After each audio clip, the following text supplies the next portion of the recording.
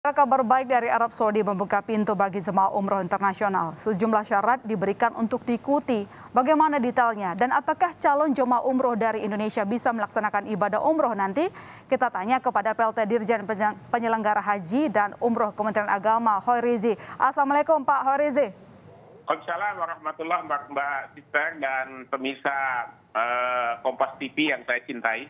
Ya, baik. Pak, ini kabar baik dari Arab Saudi, tetapi tampaknya banyak syarat yang harus kita ikuti. Dan satu hal yang pasti, Indonesia masih dilarang ke Arab Saudi, masuk daftar dari 9 negara, pun dari negara mereka belum boleh ke Indonesia warganya. Nah, apakah ini tandanya kita punya kesempatan untuk melaksanakan umroh? Terima kasih, Mbak Sister. Tentu kemungkinan kesempatan itu tentu ada. Tapi kita harus juga mencermati, Mbak Sister ya, sebagaimana edaran itu, pemerintah Arab Saudi tentu membuat regulasi yang standar dalam penanganan COVID. Kita harus menyelesaikan hulunya dulu, Mbak. Okay. Kalau kita berjuang untuk meminta membuka suspend itu, sementara COVID kita belum mereda, sepertinya mustahil. Maka itu saya mengajak kita semua bagaimana kita mentaati protokol COVID, ikut vaksin sehingga bisa meminimalisir penyebaran penyebaran COVID di tanah air. Satu sisi memang kita diminta bertanggung jawab atas diri kita sendiri, tapi betul. Begini Pak Hoirizi, apa nanti upaya lobi yang akan dan mungkin sudah dilakukan regulator agar Arab Saudi ya seperti permintaan Ampuri tadi ya mencabut regulasi pelarangan penerbangan langsung dari Indonesia ke Arab Saudi? Terima kasih, Mbak. Sekali lagi saya sampaikan besok insya Allah Pak saya akan ketemu dengan duta besar. Oke. Insya Allah semua akan kita sampaikan, seluruh persoalan kita akan kita sampaikan. Tetapi kembali lagi berhulu kepada bagaimana kita menangani COVID di tanah air. Kalau kita bisa menangani COVID di tanah air dengan baik dan bisa menurunkan angka penyebaran dan angka kematian, saya pastikan Arab Saudi memperhatikan kok. Arab Saudi punya kepentingan besar dengan Indonesia karena kita jemaah terbanyak dan jemaah yang paling mudah diatur dan disiplin. Sehingga kalau kita tidak ada problem COVID, saya pastikan umroh nggak ada masalah kok. Oh, jadi menurut Pak Hoirizi dengan kondisi Indonesia yang sekarang agak susah ya menembus izin itu?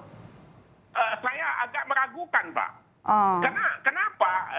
Semua negara hari ini kan membuat standar yang sama ketika akan mengirim warga negaranya atau akan menerima orang lain dan masuk ke negaranya.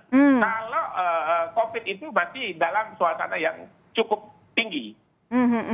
Pak tadi mengatakan besok ketemu sama Kedubes ya. Apakah juga termasuk soal yang tadi soal izin penerbangan? Karena kalau kita lihat kan Indonesia juga masuk red listnya mereka ya. Nggak usah WNI yang dilarang ke sana, tetapi warga mereka pun dilarang untuk datang ke Indonesia. Apakah nanti ada lobby-lobbyan misalnya keringanan? Itulah yang kita akan diskusikan. Di dalam edaran itu belum secara detail mengatakan protokolnya.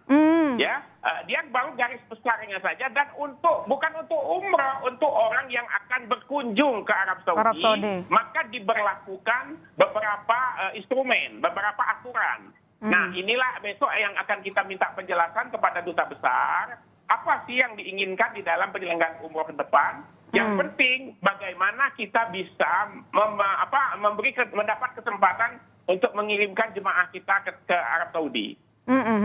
Selain soal izin tadi, ini poin yang cukup penting juga soal vaksin Pak Hoirizi.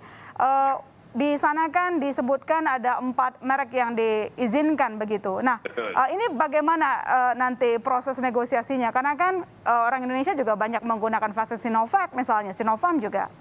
Ya. Saya perlu sampaikan dalam kesempatan ini, Mbak. Ada dua poin yang ada di dalam edaran itu. Edaran pertama mengatakan, poin pertama mengatakan bagi orang yang akan masuk ke Arab Saudi harus melengkapi dosisnya, dosis vaksinnya dengan 4 standar yang digunakan oleh Arab Saudi.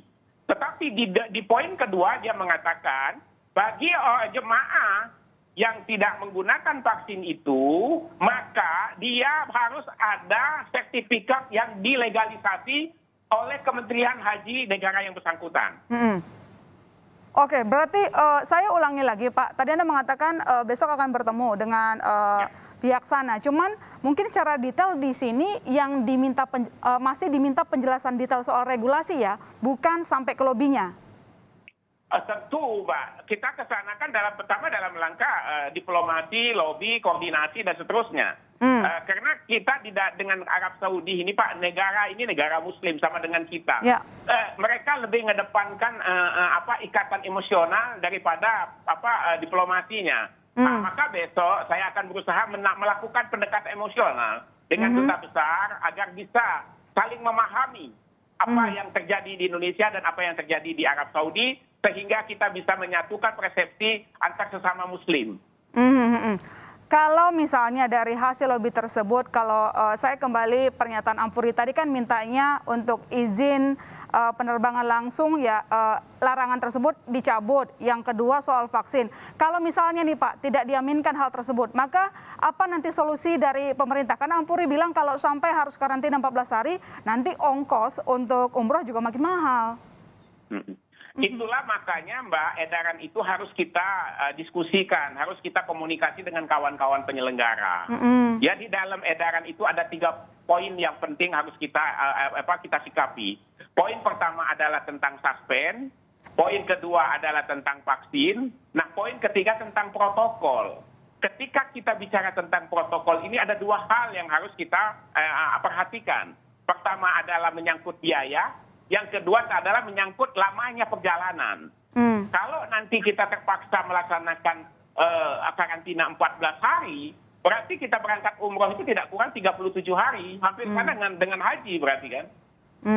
Baik, kita tunggu nanti keputusannya Pak Horizi. Terima kasih telah menjelaskannya kepada Berita Utama. Selamat malam, sehat selalu. Terima kasih. Baik, selamat malam. Assalamualaikum. Waalaikumsalam.